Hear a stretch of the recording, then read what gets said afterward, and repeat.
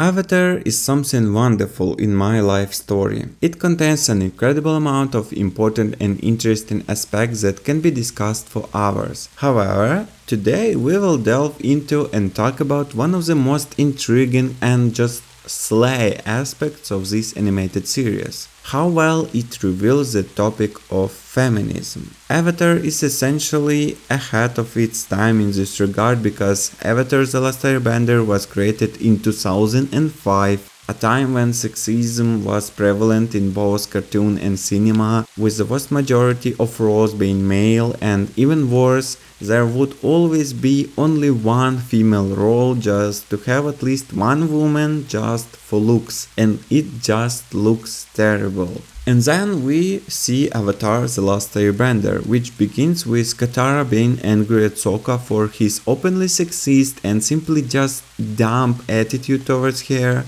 However, she's not going to keep it to herself and she throws it all back at him. So essentially, Katara's feminist manifestation and strength are what ultimately saved Aang altogether. And that's where this whole story started.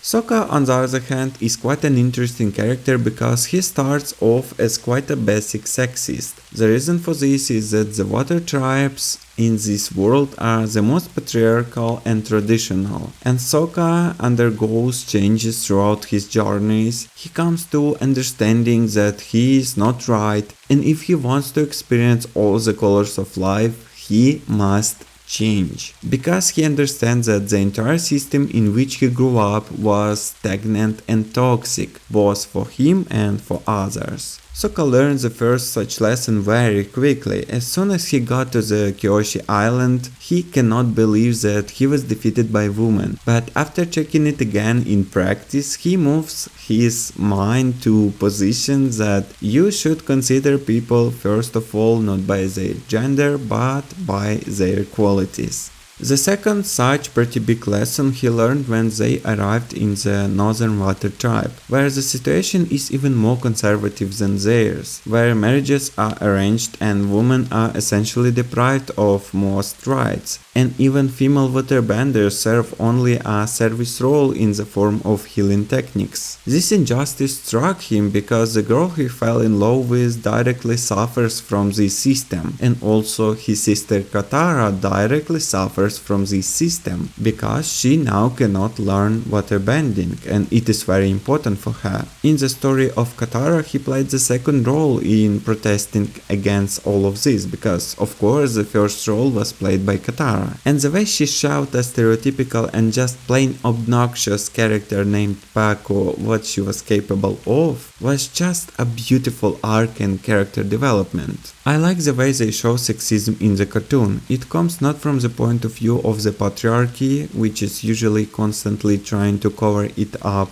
either with religious values or with some cultural values or with statistics that comes usually just straight out of the ass, but from the feminist point of view, where the character Paco directly says that he will not teach a woman just because she is a woman, that his ego is offended by the fact that a woman has the right to be a warrior at all. And for me as a child, although I grew up in a patriarchal environment, Paco's behavior was disgusting. And this is where the change in views on life to adequate ones begins. When you understand what discrimination is from the point of view of the discriminated group, where it creates clear problems and consequences that Katara has dealt with incredibly well. She lost the battle, but she defeated the whole system, and she shifted this discriminatory barrel in their tribe much more than anyone else. The first season paid a lot of attention to these issues because it was about the water tribes, where sexism was the most severe. Next I wanna talk about is how well we are shown not only sexism, not only issues,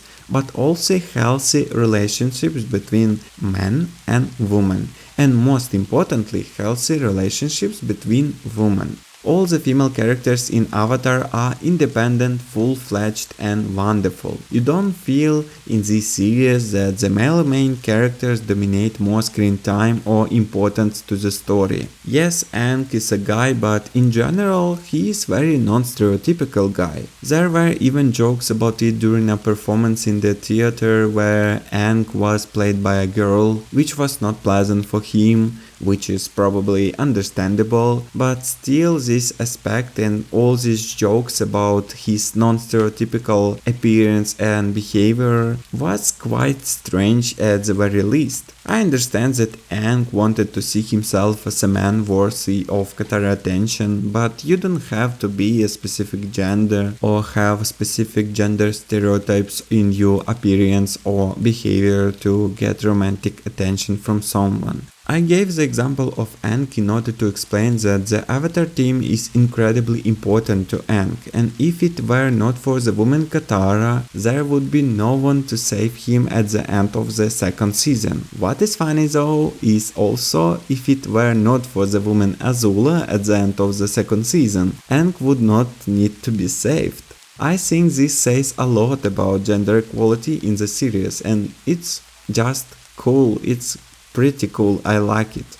Throughout the story we see different cultures, we meet different people and characters. And here even different cultures have different attitudes towards women. For example, the Fire Nation, no matter how bad it is on the geopolitical field, in terms of its internal politics, we see women there as the most equal to men. There is almost complete equality, at least in the army, because we see women in the army there most of all other nations. Azula, for example, is easily crowned as the new Fire Lord and there is no problem, while even in Korra we see that the water tribes are still ruled mostly by men, meaning that the series gives us an understanding and show us different aspects and features of different cultures and problems within their countries. And it's incredibly interesting and well shown. It's just well done. Avatar Aang is not a perfect series in this regard, of course. There have been sexist jokes, just sexist jokes. Women are often represented too perfectly in terms of stereotypical appearance.